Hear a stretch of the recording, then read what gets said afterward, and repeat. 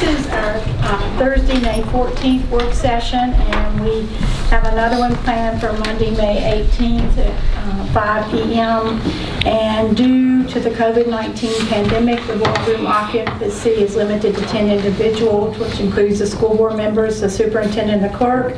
So individuals who wish to speak or submit inquiries can do that to ccpsinfo@covington.k12.va.us, and public participants can be accepted through audio teleconferencing, and there's a dial-in number that we've been publishing, 855-806-7317, and there is a participant code that you are required to enter, 45181#. So we do welcome public comments, and we hope that the public will make some suggestions as we move through this process. All right, thank you, Melinda. At this time, I know there's no delegations over there, are there?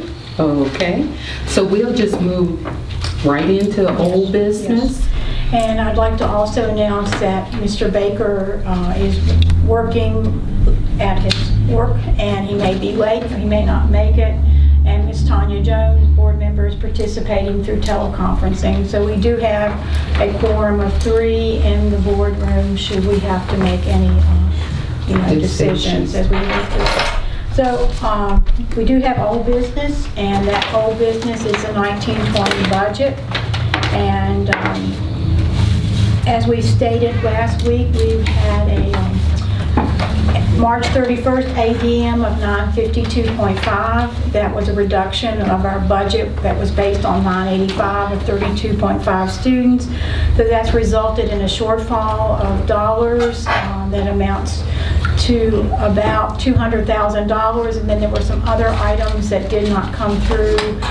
So there's a shortfall of $275,000 to $300,000 that we have been working towards all school year. We knew this was a possibility.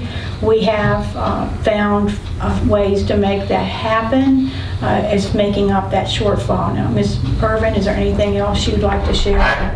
The lottery or the... Well, no, we're, in addition to that revenue reduction in state funds, we are watching our sales tax revenues and our lottery revenues for the last, they run 2 months behind. So like the sales tax revenue that I get in May, well, it's actually from March. So we're watching those revenues very closely. We got May's yesterday, and it was even a little more than typical. So, we don't know if that's due to people shopping online, and we get sales tax from those. We don't know if it's from people stocking, because half of the month was normal. Half of March was normal. Right.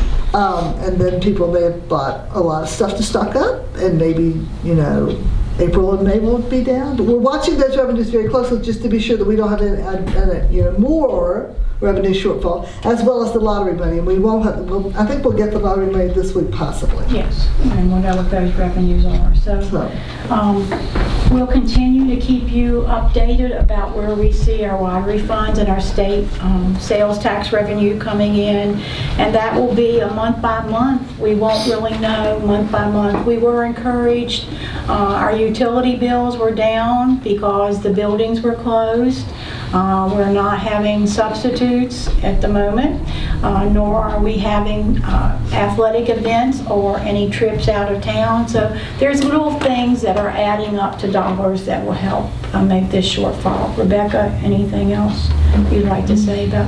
Any questions about the revenues and the shortfall and how we continue to monitor that? And that will be something we will have to monitor to June 30th. And so we're hopeful for very good revenues to continue to come in. All of our grant funding has been coming in on a regular basis. We anticipate that will still come in, which has helped to build the budget.